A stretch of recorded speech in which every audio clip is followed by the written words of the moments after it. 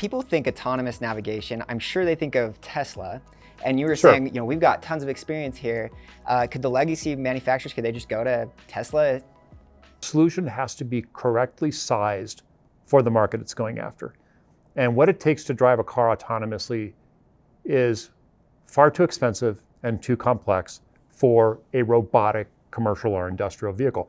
The missions are a lot simpler, the safety issues aren't as complex, and it tends to be things where it's super well defined and you're not dealing with cars passing you and stoplights and things like that. It's more go out and do this static mission with some dynamic elements to it, as opposed to a continuously dynamic environment like driving a car.